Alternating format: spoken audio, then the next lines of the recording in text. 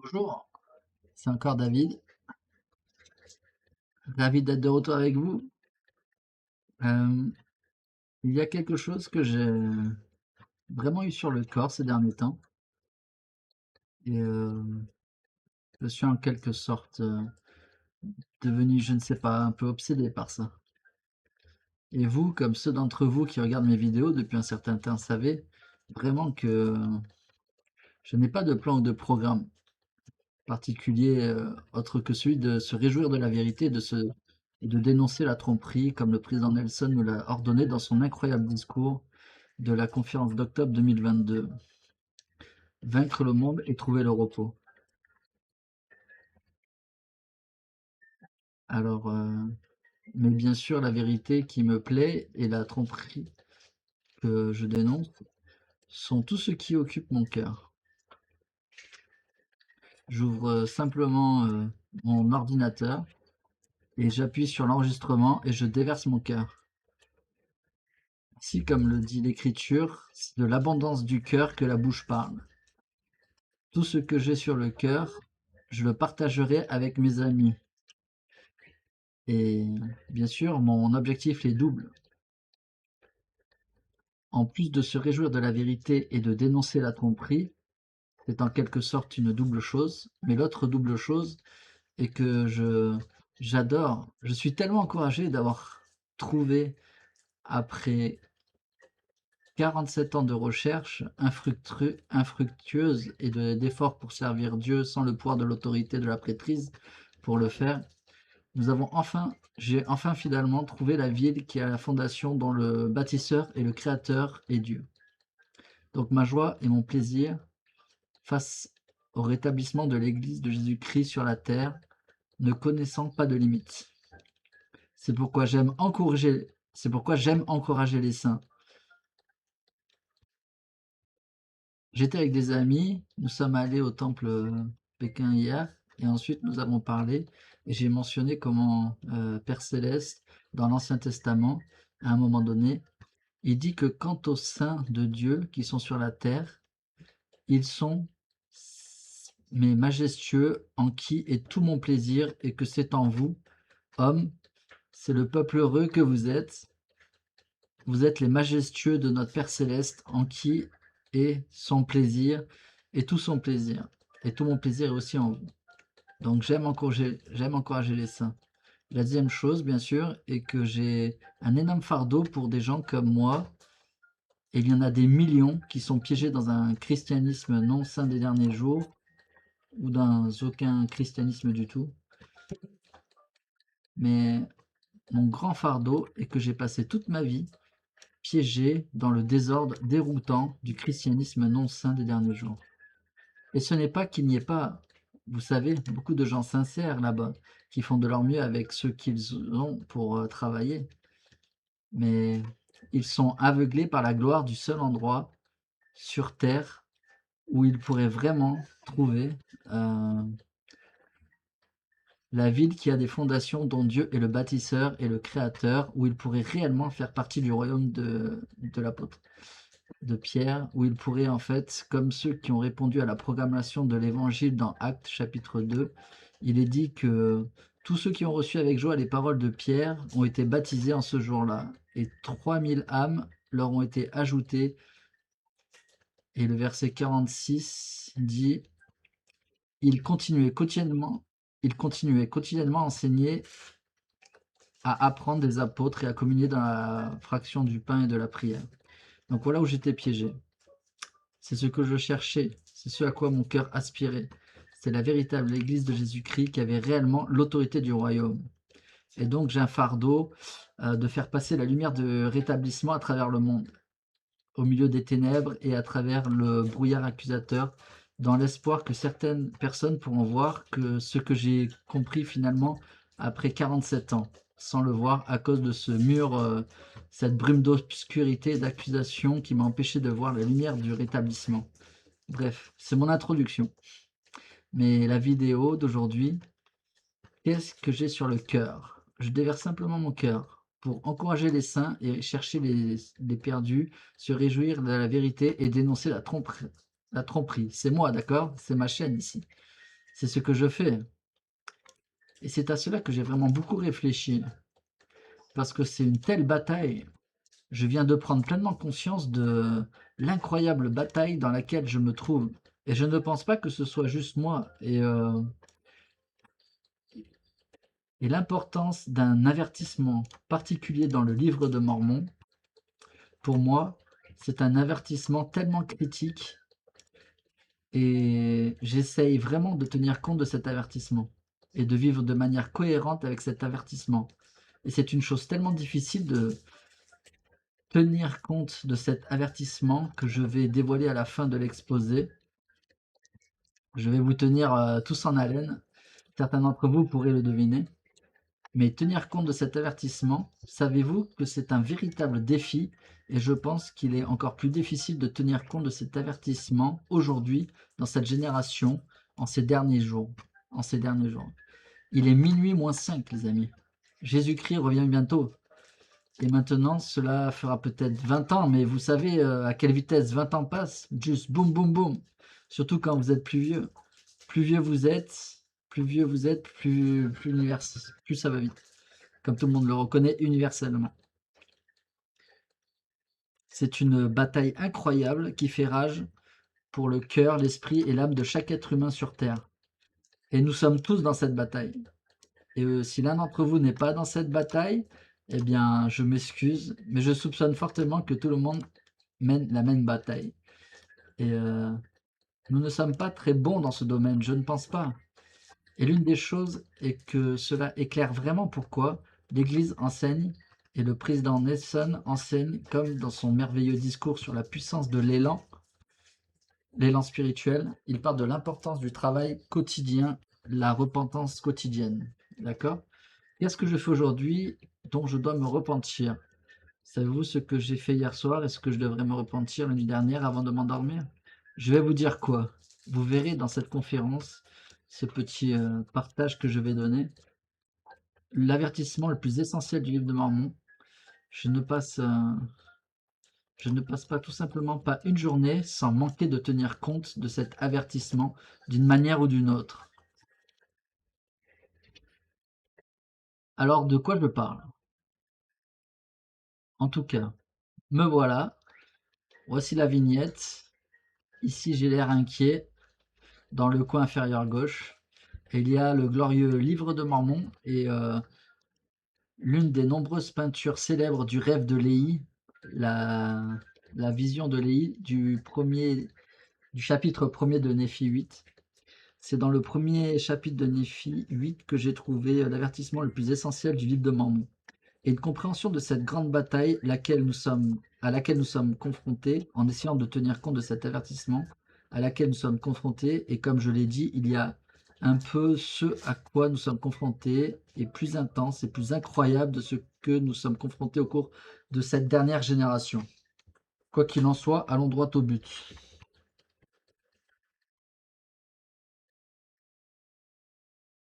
Je veux juste vous prévenir, ce que je vais faire, c'est lire beaucoup d'écriture, d'accord? Et laissez-moi entrer dans le vif du sujet. L'avertissement le plus essentiel du livre de Mormon, et j'ai mis un point d'interrogation là parce que je ne suis qu'un bébé, je viens de me faire baptiser il y a 2 ans, et cela me semble être très probablement l'avertissement le plus essentiel du livre de Mormon. Mais qu'est-ce que j'en sais? Vous savez, j'en suis sûr que beaucoup d'entre vous connaissent les avertissements plus essentiels que celui-ci. Veuillez partager la lumière que vous avez à ce sujet dans la section de commentaires. Partagez ce que vous avez, s'il vous plaît. Et des avertissements supplémentaires du livre de Mormon. Mais pour le moment, cet avertissement dont je vais parler et pourquoi il est si important occupe vraiment pleinement une vie de disciple. C'est la grande bataille dans laquelle je mène pour tenir compte de cet avertissement chaque jour. Bref, allons-y, d'accord? Laissons de côté la vignette. Très bien. L'avertissement le plus essentiel du livre de Mormon, exclamation point, point d'exclamation. Je veux juste dire que c'est à partir du moment où les sœurs missionnaires m'ont demandé de lire la première fois le livre de Mormon et que pour la première fois de ma vie je l'ai fait, J'ai été stupéfait lorsque j'ai lu seulement 8 chapitres du livre de Mormon et lu le rêve de Léhi. C'est juste comme l'histoire de ma vie. C'est l'histoire de la vie de ce monde perdu et mourant en ces derniers jours, se dirige vers sa glorieuse représailles au retour de notre Seigneur et Sauveur Jésus-Christ. Donc, passons au rêve de Léhi. 1er Néphi 8, commençant au verset 9. Donc, je vais juste lire ceci jusqu'au bout, d'accord? Et il arriva qu'après avoir prié le Seigneur, je vis un champ grand et spacieux. Il arriva que je vis un arbre dont les fruits étaient désirables pour rendre heureux. Et il arriva que je sortis et que j'en mangeai, et je, et je vis qu'il était le plus doux de tout ce que j'avais jamais goûté auparavant. Oui, et je vis que son fruit était blanc, et il dépassait toute la blancheur que j'avais jamais vue. Et tandis que j'en prenais le fruit, cela remplissait mon âme d'une joie extrêmement grande. C'est pourquoi j'ai commencé à désirer que ma famille en mange. Aussi, car je savais que c'était un fruit désirable par rapport à tous les autres fruits. Et tandis que je jetais mes yeux autour de moi, pour peut-être découvrir aussi ma famille, je vis une rivière d'eau, et elle coulait, et elle était près de l'arbre dont je mangeais les fruits. Et je vis la barre de fer, et elle s'étendait le long de la rive du fleuve, et conduisait à l'arbre duquel je me tenais. Maintenant, voyez, c'est là que je vais intervenir. Je vais sauter en avant et prendre quelques versets de 1 Néphi 15, versets 26 à 27, où il est fait clairement, c'est indiqué que cette rivière qui coule tout le long de la barre de fer est juste sur la rive de cette rivière et qu'elle coule juste à côté de l'arbre de vie. C'est que donc la rivière coule donc juste à côté de l'arbre de vie. Donc 1 Néphi 15. Et ils me dirent, que signifie la rivière d'eau que mon père a vue? Et j'ai dit que l'eau que mon père a vue était l'impureté, et il était tellement absorbé par d'autres choses qu'il avait vues qu'il ne voyait pas la souillure et l'impureté de l'eau. Je veux juste dire que parce que c'est important, je trouve étonnant à quel point la rivière de l'impureté et des souillures, c'est juste à côté de l'arbre de vie. Cela explique en grande partie ce qui se passe en ces derniers jours. À quel point devons-nous être prudents? Vous avez une rivière d'eau, d'impureté et de souillure. Vous connaissez probablement la mythologie grecque sur les sirènes de l'île qui attiraient les marins passant sur leur bateau au naufrage. Et si cette eau est une rivière de l'impureté, si cette rivière est une rivière de souillure, je suis sûr qu'il y a des sirènes là-bas et elles appellent.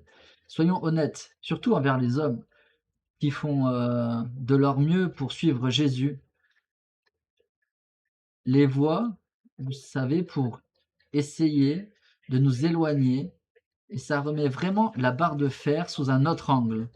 Je connais la barre de fer, c'est le bâton de Joseph et le bâton de Judas, et c'est notre guide pour nous amener à l'arbre de vie. Mais tu sais quoi d'autre c'est? C'est un garde-corps. Vous savez, cela le long de la rive de la rivière qui coule juste à côté de l'arbre de vie. Et ça va droit, la barre de fer va droit vers l'arbre de vie. Et vraiment, si vous entendez le chuchotement des sirènes, venez, vous devez dépasser la barre de fer. Vous devez dépasser la barre de fer. Vous devez vous baisser sous la barre de fer ou grimper au-dessus de la barre de fer afin de tomber dans la rivière des souillures et des impuretés. Et c'est une grande et j'en parle parce que c'est une grande prise sur la terre aujourd'hui, en particulier pour la génération montante, mais pour les êtres humains de tous les âges, pas seulement les hommes, mais aussi les femmes, mais surtout pour les hommes. Vous savez, c'est l'attrait de tout ce qui se passe sur Internet, la pornographie, et vous savez, comme le président Nelson, c'est comme s'il disait dans son discours, son merveilleux discours sur la puissance de l'élan spirituel, Il est absolument choquant de voir avec quelle rapidité un témoignage peut s'effondrer si vous ne vous régalez pas des paroles du Christ. Et si vous ne vous régalez pas des paroles du Christ, quelle voix écoutez-vous? Et certaines de ces voix, bien sûr, nous connaissons, tous ceux d'entre nous qui connaissent le rêve de lit, nous connaissons les voix du grand et spacieux édifice. Mais je vais vous dire, il y a des voix de sirènes qui viennent de cette rivière d'impureté et de souillure. Et d'innombrables disciples finissent par se laisser attirer par cela. Et souvent, je pensent qu'ils vont juste tremper leurs orteils dans l'eau et que la prochaine chose que vous savez, ils se noient dedans. C'est vraiment impressionnant que cette rivière de sueur soit vraiment juste à côté et que la barre de fer n'est pas juste un guide, mais une barre de protection. Et j'ai aussi vu un chemin droit et étroit qui longeait une barre de fer jusqu'à l'arbre du pré duquel je me tenais. Et elle menait aussi par la tête de le début de la fontaine de la rivière, un champ vaste et spacieux, comme s'il s'agissait d'un monde. Je vis d'innombrables attroupements de gens, dont beaucoup se pressaient pour obtenir le chemin qui menait à l'arbre près duquel je me tenais. Et il arriva qu'ils sortirent et commencèrent par le chemin qui menait à l'arbre. Il arriva qu'un brouillard de ténèbres s'éleva. Oui, même une brume d'obscurité extrêmement grande, à tel point qu'ils avaient commencé, que ceux qui avaient commencé sur le chemin se sont égarés, et se sont égarés, et se sont perdus. Et cette brume d'obscurité, ceux d'entre vous qui ont regardé mes vidéos, je l'appelle un brouillard d'accusation. C'est un brouillard d'accusation, de moqueries, de dédain, de fausses déclarations et de mensonges flagrants sur la plus belle chose sur Terre, sur le rétablissement, sur nos dirigeants incroyables, sur notre foi et notre pratique. Toute ma vie, j'étais en esclavage à ces mensonges, en croyant que la plus belle chose sur la Terre soit la plus laide chose sur la Terre, et où il n'y avait pas de lumière, et qu'il ne fallait pas que je regarde. Et c'est pourquoi j'ai dû me promener dans la jungle déroutante de chrétiens complètement divisés et désunis, qui ne sont pas les saints des derniers jours, essayer de trouver quelque chose de solide, et j'ai pas arrêté d'échouer pendant 47 ans. D'accord? Et cette brume d'obscurité, ce brouillard d'accusation, chacun d'entre nous peut s'y perdre si nous lâchons la barre de fer. Et verset 24. Et il arriva que je vis d'autres se pressèrent, et ils arrivèrent en avant et attrapa l'extrémité de la barre de fer. Ils ont avancé au milieu des ténèbres, accroché à la barre de fer, même jusqu'à ce qu'ils le fassent, et participer à prendre le fruit de l'arbre. Et après qu'ils eurent pris part au fruit de l'arbre, ils ont jeté des yeux, et comme s'ils étaient honteux. Oh, n'est-ce pas incroyable? Verset 26.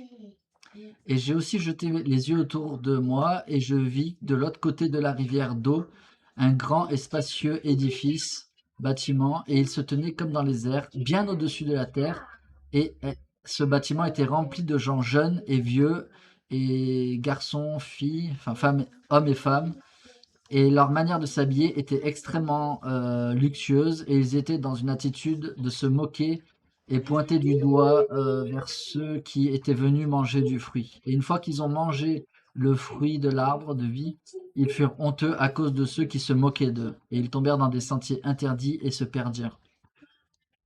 C'est tellement incroyable. C'est juste incroyable pour moi.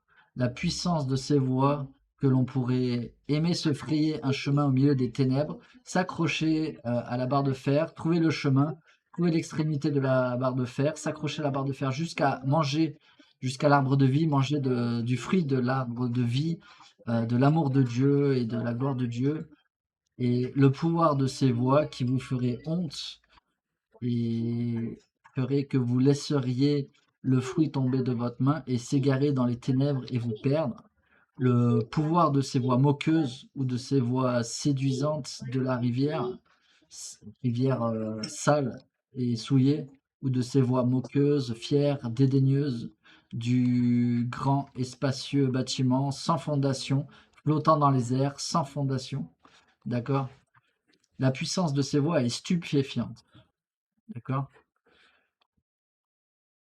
Et maintenant, moi, Néphi, je ne prononce pas toutes les paroles de mon père, mais je suis bref dans mes écrits. Voici, il vit d'autres multitude se pressait, et ils arrivèrent et se saisirent du bout de la barre de fer, et ils poursuivirent leur chemin, s'accrochant continuellement à la barre de fer, jusqu'à ce qu'ils sortent, tombent et mangent du fruit de l'arbre de vie. Et il vit d'autres multitudes se diriger à tâtons vers ce grand et spacieux édifice. Il arriva que beaucoup se noyèrent dans les profondeurs de la fontaine, et beaucoup disparurent de son regard, errant dans des routes étranges. Et grande était la multitude qui le faisait, qui entrait dans cet étrange édifice. Et après qu'ils soient entrés dans cet édifice, ils nous ont pointé du doigt avec mépris, moi et ceux qui participaient à manger du fruit de l'arbre de vie. Maintenant, c'est ça le truc. C'est tellement incroyable pour moi. Comment la voix de ce grand et spacieux bâtiment soit si puissant que beaucoup d'entre ceux qui s'accrochent à la barre de fer, ils aiment suffisamment la parole de notre Père céleste et tiennent bien jusqu'à ce qu'ils trouvent l'arbre de la vie et mangent le fruit le plus merveilleux qui remplit l'âme de joie et de bonheur. Pourtant, ils entendent les voix et deviennent honteux et laissent le fruit de l'arbre tomber de leurs mains et s'éloigner au milieu de l'obscurité, dont je pense que chaque particule de ce brouillard accusateur et de ce milieu d'obscurité n'est qu'un nombre incalculable, innombrable d'accusations qui émanent du grand et spacieux bâtiment et qui sortent de cette rivière de souillure. Les tentations, les voix séduisantes. Donc, il s'éloigne au milieu de l'obscurité et tombe dans la rivière de souillure et sont perdus. Ils quittent même l'arbre de vie, l'amour même de Dieu, pour se diriger vers le grand et spacieux édifice sans fondation. Waouh! Ma question, ça c'est ma question. Est-ce qu'il y a une plus grande tragédie que de tomber amoureux de Père Céleste dans ses paroles précieuses et du fruit de l'arbre de vie pour ensuite perdre son premier amour? Quelles sont ces voies du grand et spacieux édifice flottant dans les airs sans fondaments? Qui est le prince de la puissance de l'air? L'esprit qui agit dans les fils de la désobéissance. L'esprit qui agit dans les fils de la désobéissance. Vous voyez, c'est ainsi que Satan est décrit dans Éphésiens chapitre 2. Il est simplement nommé comme le prince de la puissance de l'air, l'esprit qui agit dans les fils de la désobéissance. Dans l'histoire du monde, les voies du monde, c'est ma propre conviction, et je pense que cela est vraiment corroboré par ce que le prophète président Russell M. Nelson nous a dit juste le 6 avril 2025. Il a dit qu'à mesure que le monde devient de plus en plus méchant, l'essence de sa méchanceté se retrouve dans les voies, ces innombrables voies du monde, d'accord?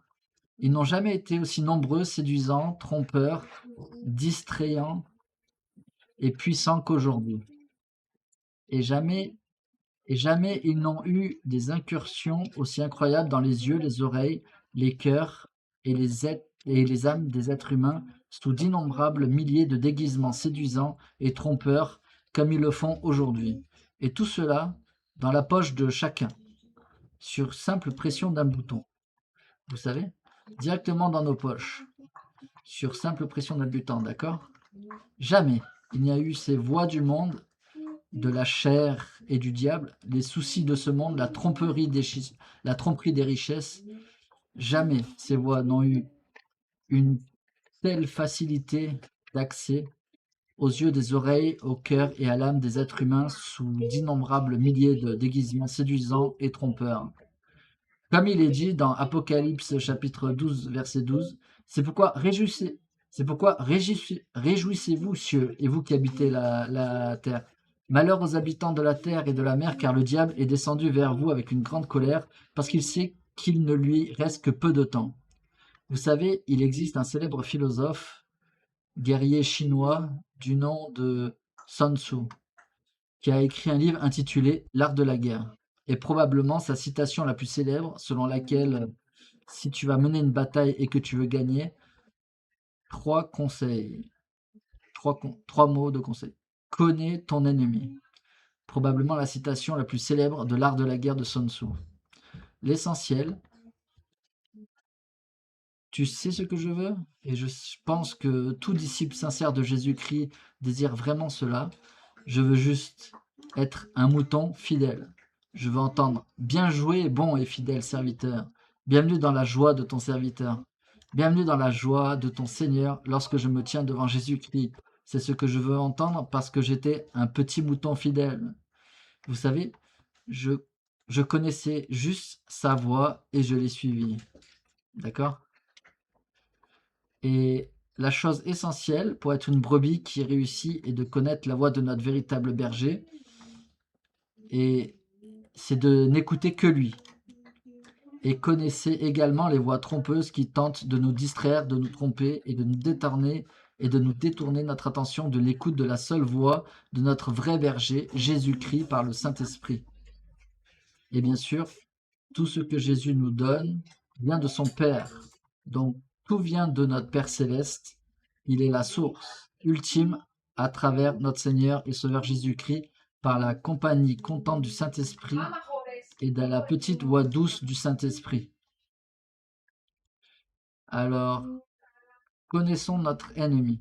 Quelles sont ces voix venant du grand et spacieux bâtiment qui tentent de nous tromper, de nous distraire et de nous détourner de notre intention de l'écoute de la voix unique de notre vrai berger? Premièrement, des voix de moquerie et de calomnie à la fois vicieuses et subtiles contre l'Église de Jésus-Christ et sa foi et sa pratique, et en particulier contre ses dirigeants, par ceux de la sagesse et de l'orgueil du monde, de ce monde déchu et des formes déchues du christianisme sans sa puissance, d'accord? 1 Néphi 11, 35. Et la multitude de la terre se rassembla, et je vis ils étaient dans un grand et spacieux édifice semblable à celui que mon père avait vu, et l'ange du Seigneur me parla encore, disant, Voici, le monde et sa sagesse. Et il arriva que je vis et que je rends témoignage que le grand et spacieux édifice était la fierté et l'orgueil du monde. Et il tomba, et sa chute fut extrêmement grande.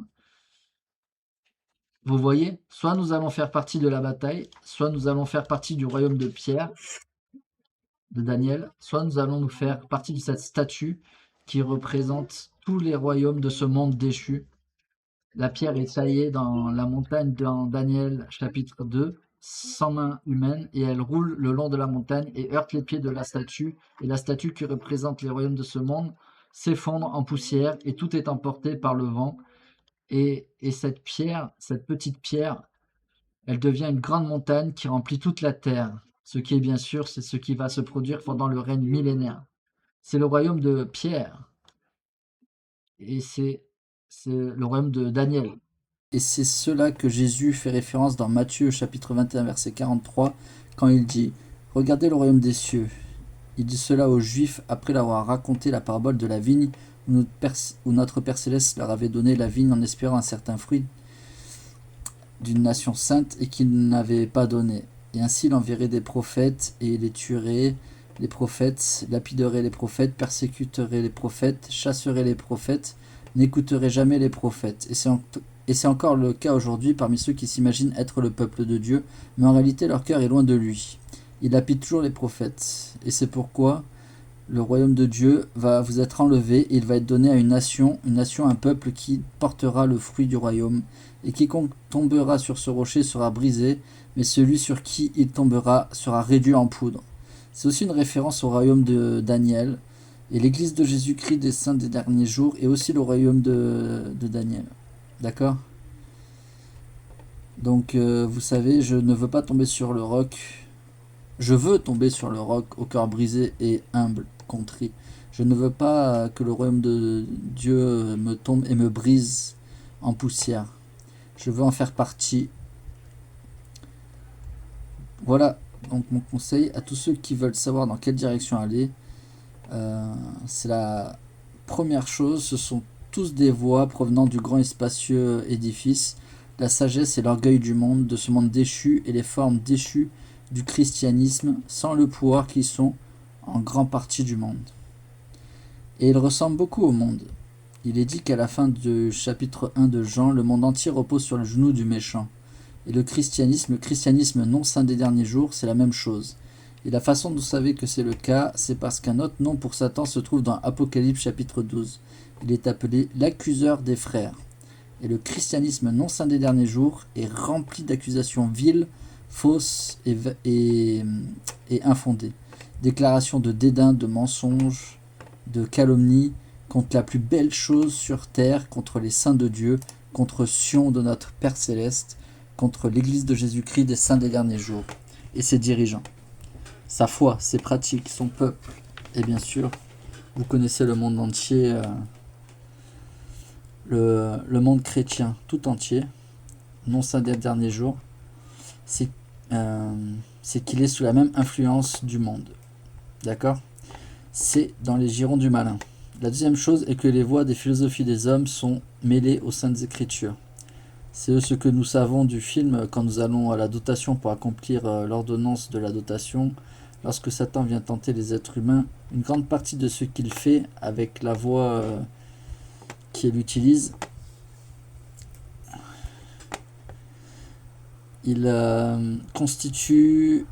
la voie du diable est constituée de philosophie des hommes mêlée de saintes écritures.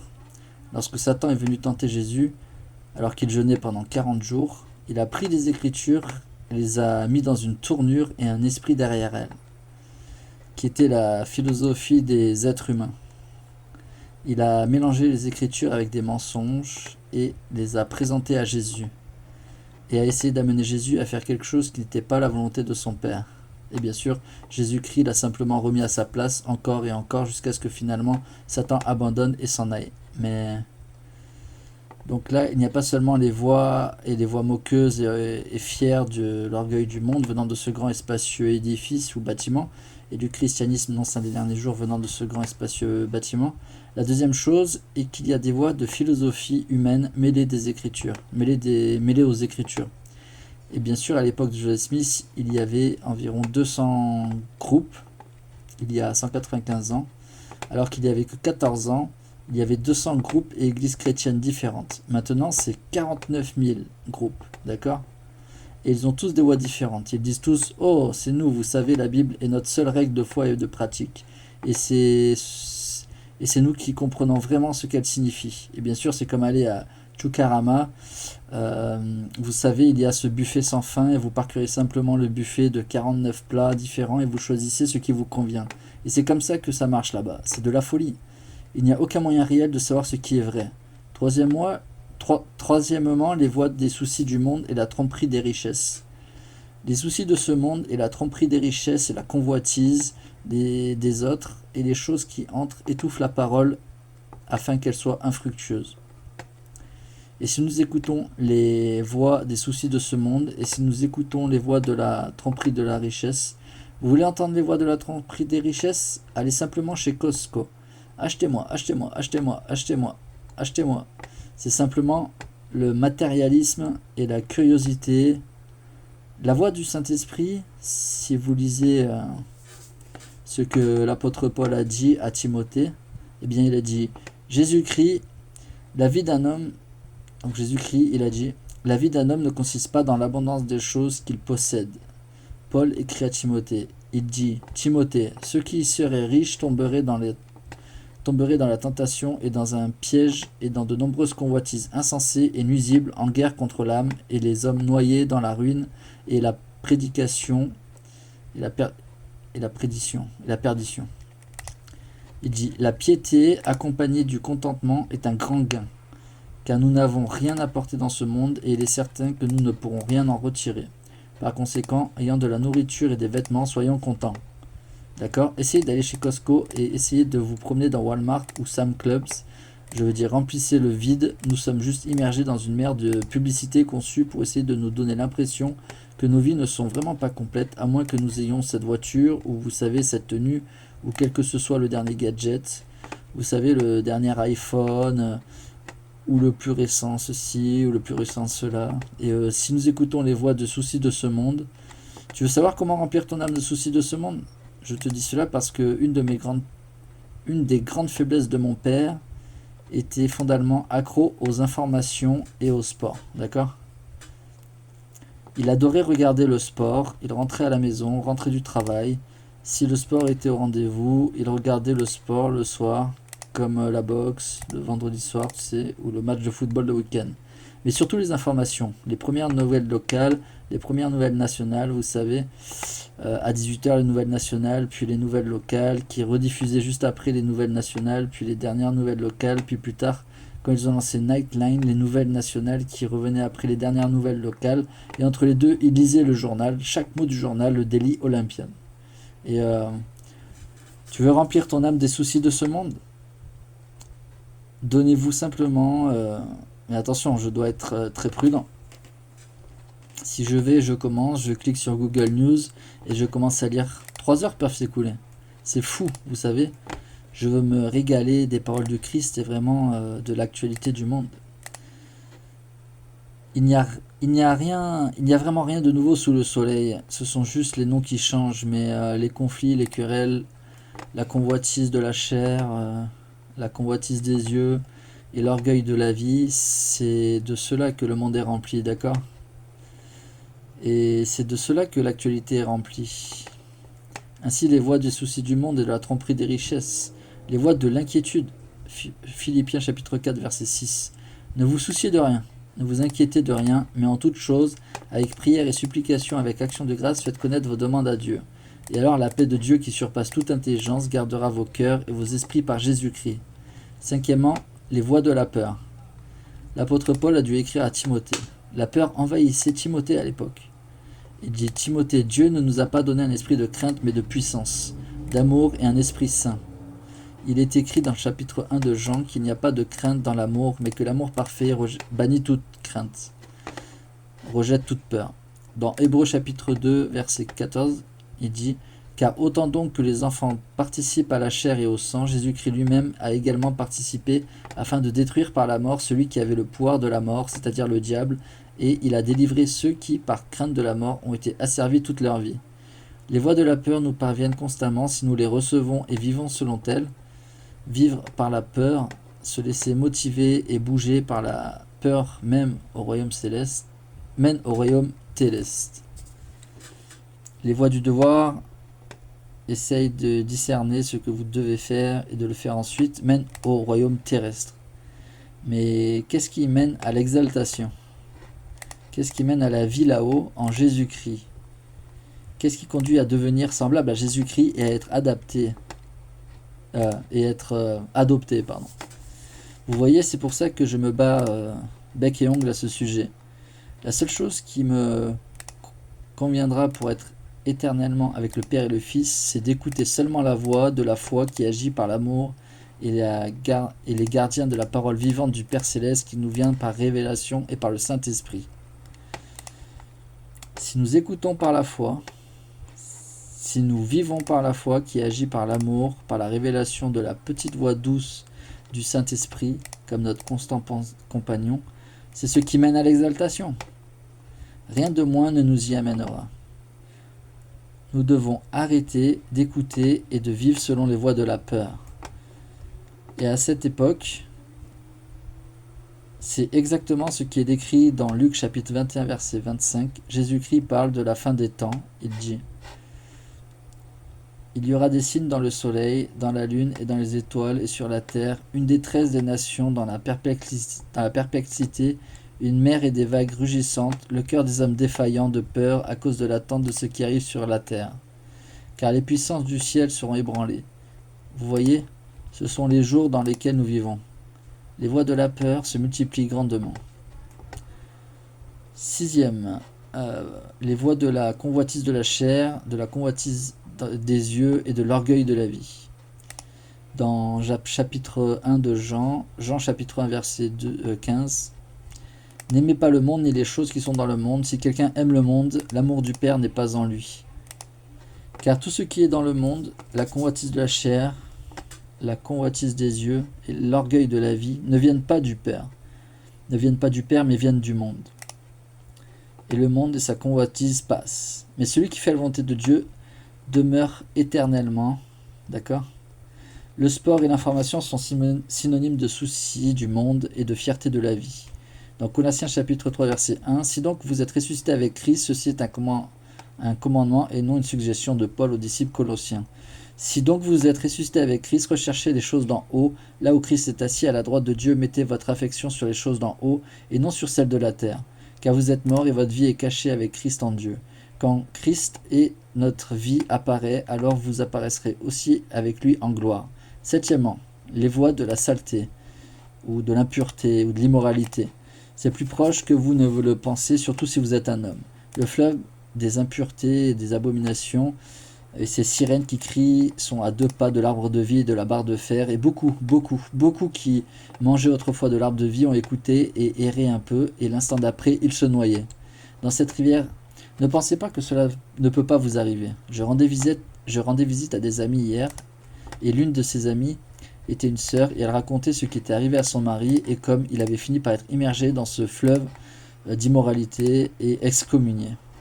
Et ce qu'il lui a dit par la suite, c'est qu'il était simplement stupéfait de la rapidité avec laquelle ça s'est produit. Il a juste jeté un petit coup d'œil et a utilisé son libre arbitre pour se déplacer un peu dans cette direction.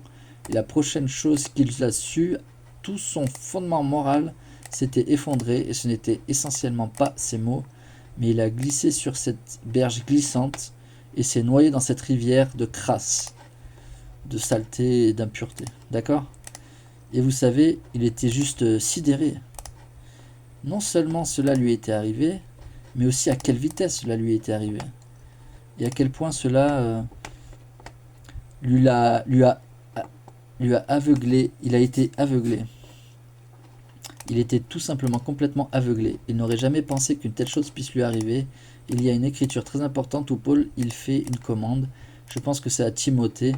Il dit, écoutez, si vous pensez que vous êtes debout maintenant, peut-être que c'est ce qu'il dit aux Corinthiens. Si vous pensez que vous êtes debout, prenez garde de ne pas tomber. Vous savez, aucun d'entre nous ne devrait être assez arrogant au point de penser que cela ne peut pas nous arriver. Si nous ne faisons pas preuve d'une grande prudence, il n'y a jamais eu un moment dans l'histoire du monde où l'accès à ces choses sales et à cette impureté, cette immoralité, ce truc, le téléphone, donne un accès instantané à des immoralités, des saletés, des impuretés qui dépassent l'imagination humaine. Sur simple pression d'un bouton, à quiconque en possède un. Un garçon de 12 ans. Je ne peux même pas imaginer si j'avais eu une de ces choses quand j'étais un garçon.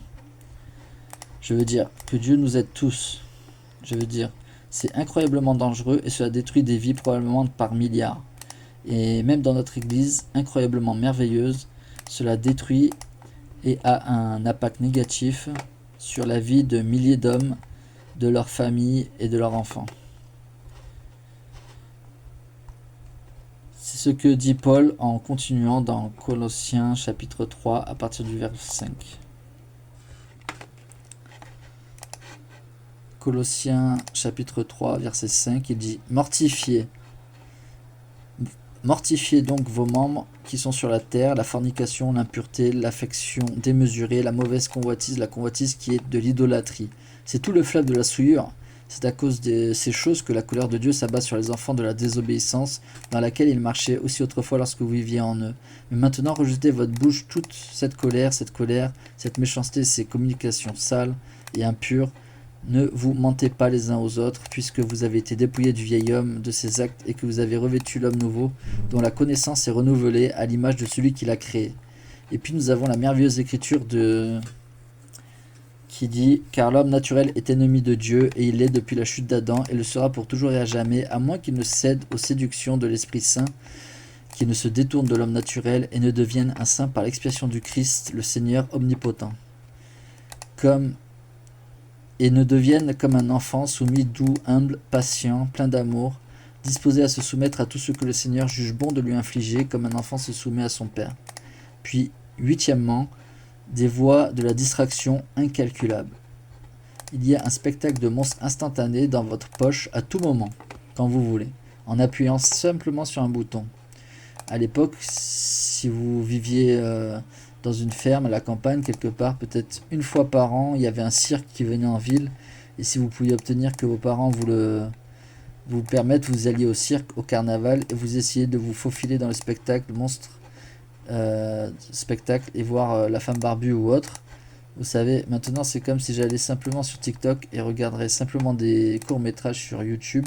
Vous pouvez commencer à faire défiler là-bas, c'est juste dingue. C'est comme un spectacle de monstres instantané accessible n'importe qui sur Terre sur simple pression d'un bouton. Et vous commencez à regarder ce genre de choses. Avez-vous le chat préparé un miche de pain? Eh bien, moi non plus. Mais il y a le bon, le mauvais, le laid, le très laid. Le drôle, le bizarre, tout est là. Juste bam, bam, bam, bam, bam.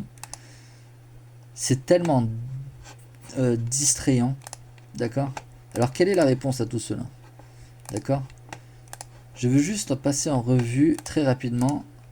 Premièrement, des voix moqueuses et calomnieuses, à la fois vicieuses et subtiles contre l'Église venant du grand et spacieux édifice venant du christianisme déchu. D'accord? Contre l'Église de Jésus-Christ, par ceux qui ont la sagesse et l'orgueil du monde.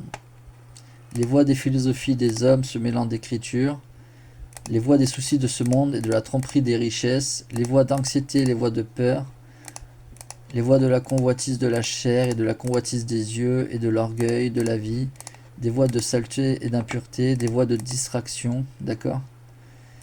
Alors, quelle est la réponse? L'appel du royaume est d'écouter une seule voix.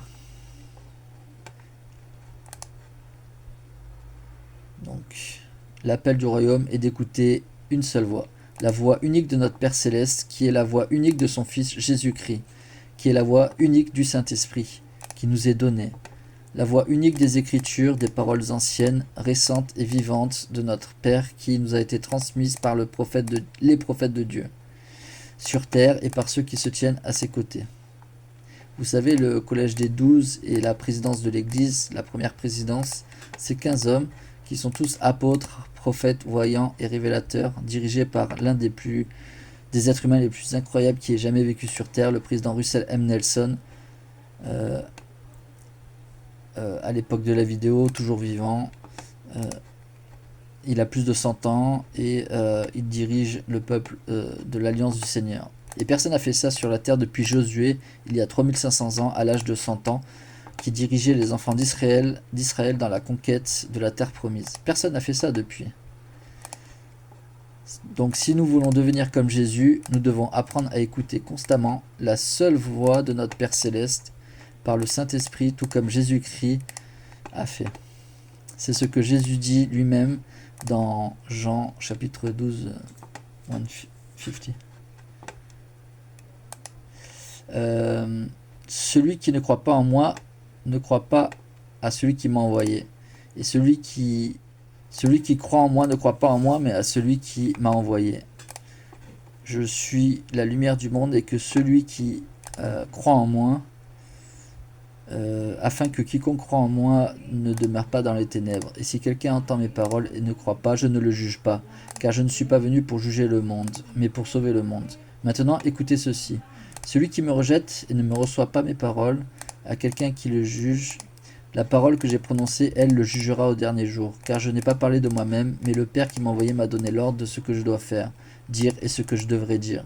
Et je sais que son commandement est la vie éternelle. Tout ce que je dis donc, je le dis comme mon Père me l'a dit.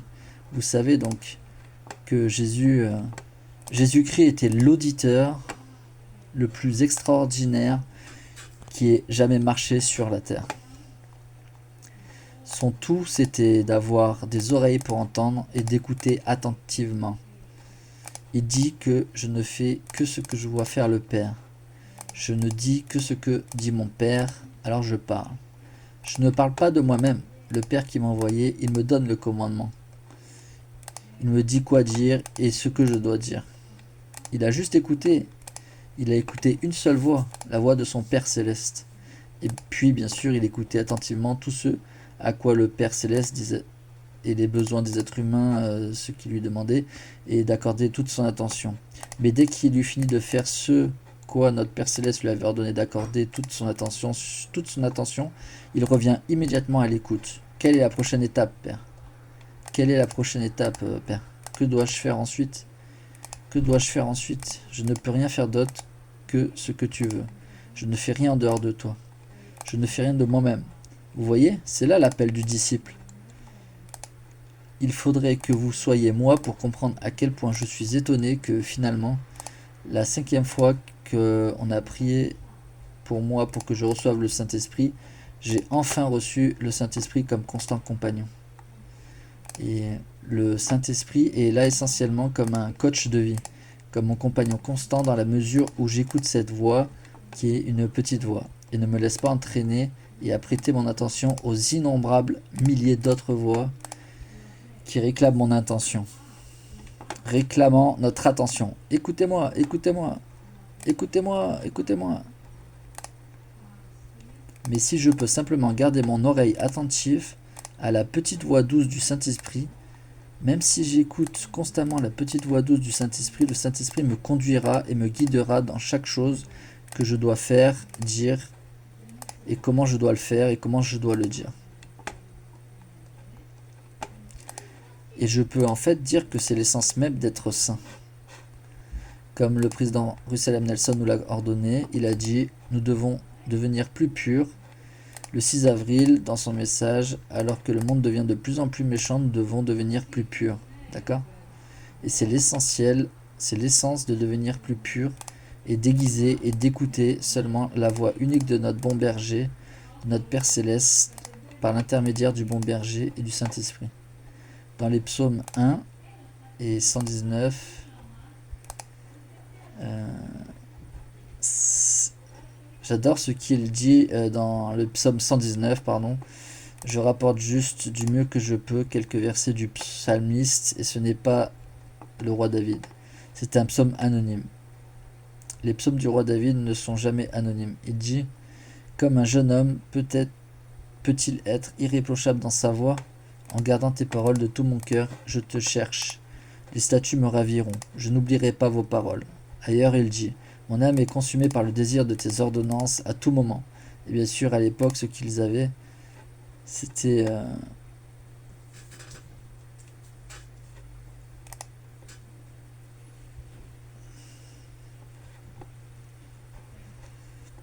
Et bien sûr, à l'époque, ce qu'il avait, c'était la Torah. Ils avaient la loi et les prophètes, mais nous avons en réalité une révélation vivante et continue par le pouvoir du Saint-Esprit comme constant compagnon, dans la mesure où nous chérissons cela, l'affinons et l'écoutons. Il y a une chanson que j'ai apprise il y a des années, et je ne le connais pas encore à la guitare, mais ça se passe comme il dit « Que mon cœur soit rendu tendre, capable de te répondre. Je veux être conduit par ton esprit. Je veux entendre ta petite voix douce dans mon cœur, afin que je sache à tout moment ce qui te plaît. Tu es celui que mon cœur recherche. Tu es celui que mon âme désire connaître.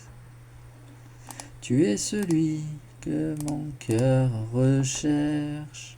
Tu es celui que mon âme désire connaître. Jesus Christ, je veux être comme toi, tout comme toi. Jesus Christ, Jésus-Christ, je veux être comme toi, tout comme toi. Jésus-Christ, tout comme toi. Jésus-Christ. Je veux dire, l'apôtre Paul écrit spécifiquement dans Romains chapitre 8, « Savez-vous qui sont les fils de Dieu ?» Il dit, « Ceux qui sont conduits par l'Esprit de Dieu, ce sont les fils de Dieu. » C'est ce qui nous définit en tant que fils de Dieu.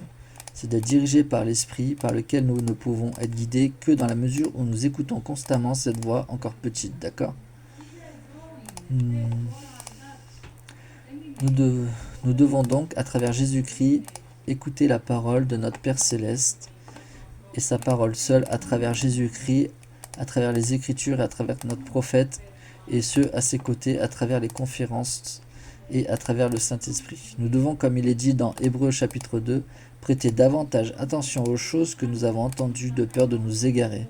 Nous devons écouter plus sérieusement notre prophète qui nous appelle à la pureté et à la vertu, en commençant par ce que nous choisissons d'écouter et par les pensées et les courants de pensée que nous permettons de prendre racine dans notre esprit et dans notre cœur. Et juste pour vous le rappeler, je suis sur le point d'en arriver à ce que je considère comme l'avertissement le plus important du livre de Mormon. Très bien. C'est tout cela ne fait que jeter les bases de l'avertissement le plus important. Nous ne pensons pas aux choses à moins d'écouter d'abord les voix et des pensées des voix. Ce ne sont pas nécessairement vos pensées, même si vous les entendez dans votre propre voix. Paul les appelle des flèches enflammées. Vous savez, des pensées nous viennent à l'esprit. Et l'Écriture dit, avec une garde la plus étroite, gardez votre cœur, car de lui viennent les enjeux de la vue. Nous sommes censés être les gardiens de nos pensées et de nos oreilles et prêter attention à ce que nous entendons et à ce que nous écoutons. Comme le président Nelson l'a enseigné sur le pouvoir de l'élan spirituel, chassez l'influence de Satan de votre vie, s'il vous plaît. Ne le suivez pas dans son gouffre de misère et de malheur sans fin, à une vitesse effrayante. Un témoignage qui n'est pas nourri quotidiennement par la bonne parole de Dieu peut s'effondrer. Ainsi, l'antidote au plan de Satan est clair. Nous avons besoin d'expériences quotidiennes en adorant le Seigneur et en étudiant son évangile. Comme le président Nelson nous l'a enseigné le 6 avril 2025, frères et sœurs, à mesure que le monde devient de plus en plus méchant, nous devons grandir de plus en plus purs. Nos pensées, nos paroles et nos actions doivent être infailliblement vertueuses et remplies du pur amour de Jésus-Christ envers tous les hommes, et que vos entrailles soient pleines de charité envers tous les hommes, et que la vertu hors sans cesse vos pensées, et alors votre confidence deviendra forte en la présence de Dieu. Comme notre prophète nous l'enseigne, dans les jours à venir, il ne sera pas possible de survivre spirituellement sans l'influence directrice, réconfortante et constante du Saint-Esprit. Mes frères et sœurs, bien-aimés, je vous supplie d'augmenter votre capacité spirituelle à recevoir la révélation. D'accord ? Voici la question cruciale à laquelle je suis confronté et avec laquelle je lutte dans ma propre vie, et je pense que nous le sommes tous en train de lutter contre ça. Pouvons-nous entendre le Saint-Esprit constamment si nous ne l'écoutons pas constamment ? Sa voix crie-t-elle ? Non, c'est une petite voix. Pouvons-nous entendre le Saint-Esprit constamment si nous ne l'écoutons pas constamment ? Pouvons-nous accorder toute notre attention à l'un d'entre eux en comptant simplement d'innombrables voix du monde et en restant constamment à l'écoute pour sa voix encore petite ? Je ne pense pas que nous puissions le faire. Mon expérience dit le contraire. Vous savez, je donne toute mon attention aux choses de ce monde. J'accorde toute mon attention à chacune de ces voix dont j'ai parlé. En ce qui me concerne, ce sont toutes des voix provenant du grand et spacieux bâtiment. La sagesse et l'orgueil du monde.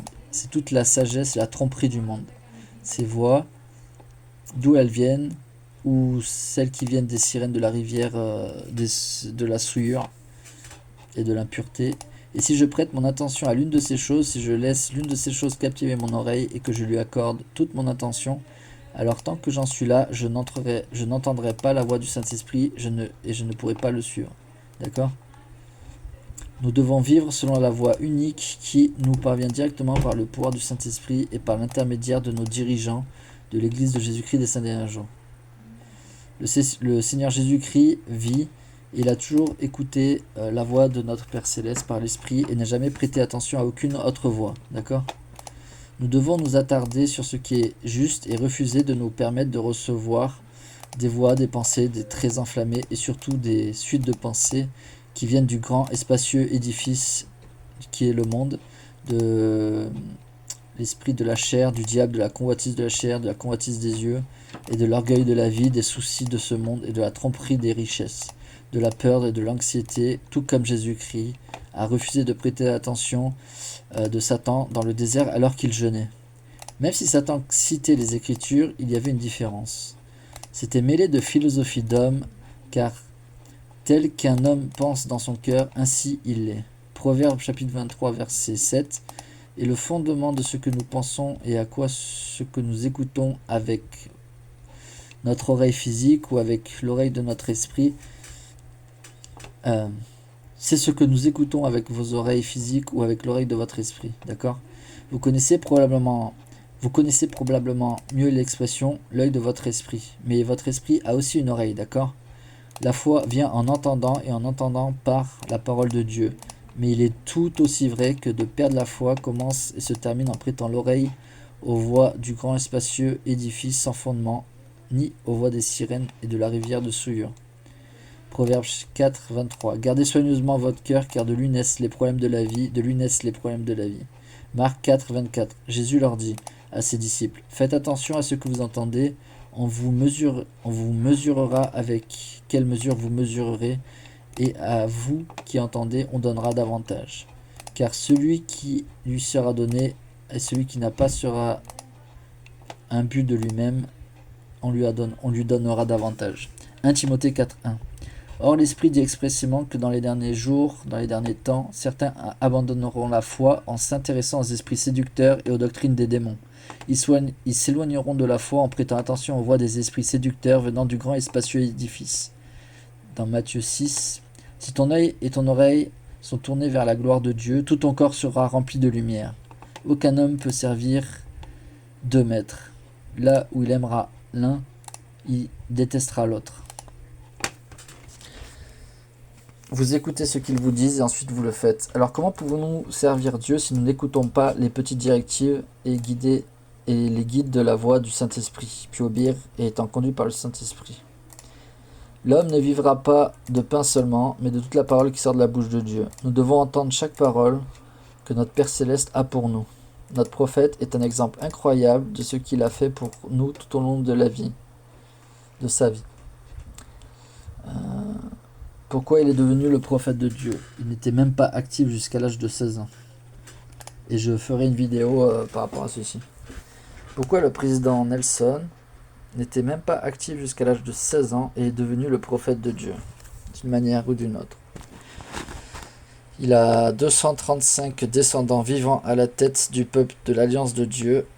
Il est à la tête du peuple de l'Alliance de Dieu avec 235 descendants de l'Église de Jésus-Christ de jour, 17 millions de personnes. Le premier homme à faire cela depuis 3500 ans, depuis que Josué a remporté la bataille de Jéricho. Comment est-ce possible? Pourquoi notre Père Céleste l'a-t-il choisi? Quelles mesures a-t-il prises qui lui ont permis de devenir quelqu'un qui, selon notre Père Céleste, sera mon prophète sur terre?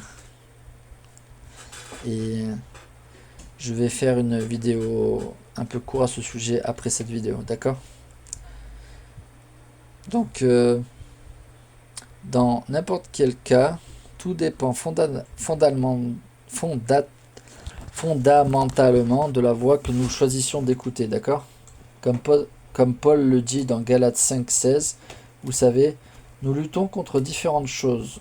Et le conseil de Paul, dit-il, écoutez, marchez selon l'esprit et vous n'accomplirez pas les désirs de la chair. En d'autres termes, vous allez obéir, mais vous y accordez toute votre attention. Si nous désobéissons, que faisons-nous fondamentalement? Nous écoutons la mauvaise voix, nous ne marchons pas dans l'esprit. Si nous écoutions simplement la voix du Saint-Esprit et faisions simplement ce que le Saint-Esprit nous a donné de faire et disions ce que le Saint-Esprit nous a donné de dire, nous ne serions pas esclaves de la chair. Nous serions trop occupés à faire le bien pour faire le mal. D'accord? Mais nous tournons notre attention, nous laissons notre oreille être captée, nous laissons notre attention être captée par une autre voix. Et la prochaine chose que vous savez, c'est que vous obéissez à cette autre voix. Vous êtes dirigé par cette autre voix, d'accord? Donc tout dépend fondamentalement de la voix que vous choisissiez d'écouter. Dans Jean chapitre 10 verset 2, celui qui entre par la porte est le berger des brebis. Le portier lui ouvre la porte et les brebis écoutent sa voix. Il appelle ses propres brebis par leur nom et les fait sortir. Lorsqu'il a fait sortir les siens, il les précède et ses brebis le suivent parce qu'elles connaissent sa voix. Mais ils ne suivront jamais un étranger. En fait, ils le fuiront parce qu'ils ne reconnaissent pas la voix d'un étranger. Je suis le bon berger. Je connais mes brebis et mes brebis me connaissent. Tout comme le Père me connaît et que je connais le Père et que je donne ma vie pour mes brebis. J'ai d'autres brebis qui ne sont pas de cette bergerie. Je dois les amener aussi.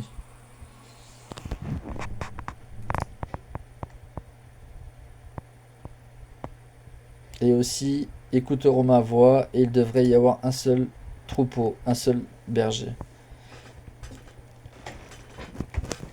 Et mes brebis entendent ma voix et je les connais, elles me suivent et je leur donne la vie éternelle et elles ne périront jamais et personne ne les arrachera de ma main.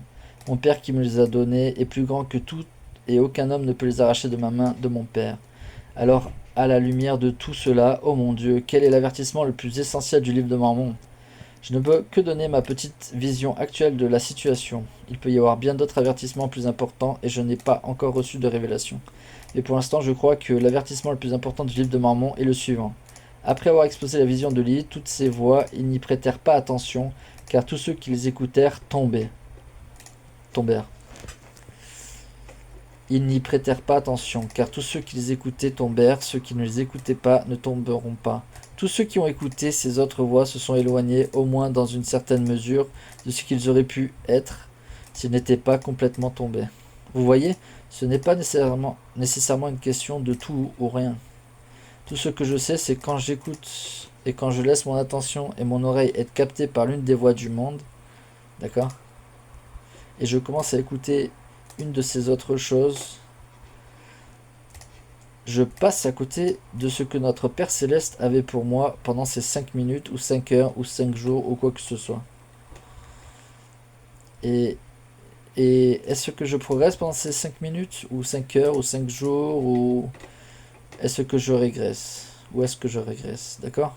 Je pourrais progresser si je me laissais constamment guider par le Saint-Esprit et si j'étais réellement conduit par l'Esprit dans tout ce que je fais et dis. Mes progrès seraient réguliers.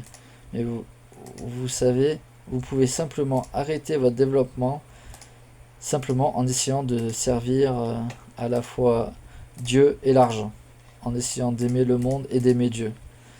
Aussi en essayant de... qu'est-ce qui est dit dans Matthieu chapitre 6 ? Si ton œil est simple, et si tu pourrais dire, si ton oreille est seule, si tes yeux et tes oreilles sont simples à la gloire de Dieu, alors tout ton corps sera rempli de lumière. Et si nous ne sommes pas uniquement attachés à la gloire de Dieu, devinez quoi?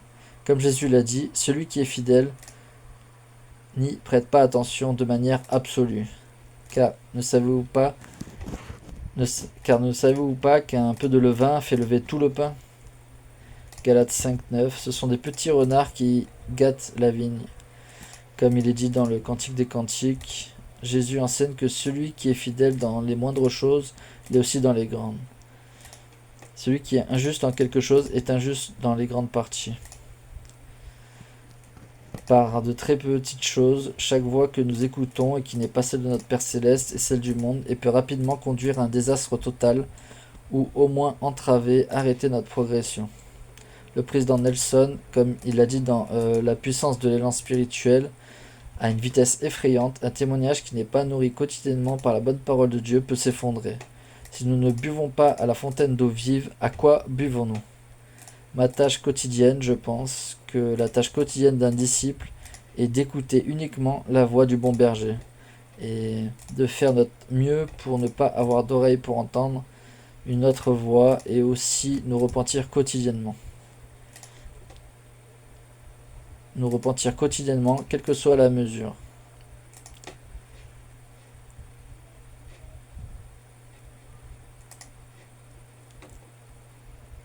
Oui, en tout cas,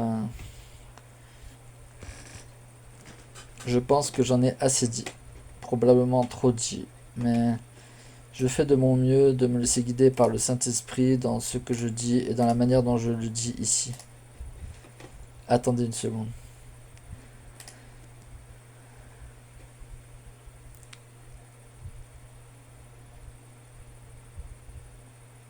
Nous vivons à une époque où les voies du grand chemin sont innombrables, trompeuses, séduisantes et distrayantes, au-delà des mots pour décrire, d'accord?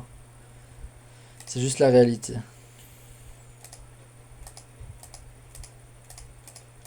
Quoi qu'il en soit. Je pense que l'avertissement le plus important est de ne pas prêter attention à aucune des voix provenant du grand et du spacieux édifice. Ne prêtez attention à aucune des voix du monde, de la chair, du diable, des soucis de cette vie, de la tromperie des richesses. Nous devons juste vraiment nous affiner. Comme l'a dit le président Nelson, vous savez, à mesure que le monde devient de plus en plus méchant, nous devons devenir de plus en plus purs. Et nous n'y arriverons pas à moins que nous apprenions à vivre sous l'influence constante du Saint-Esprit en tout cas. Prions. Dans tous les cas, prions.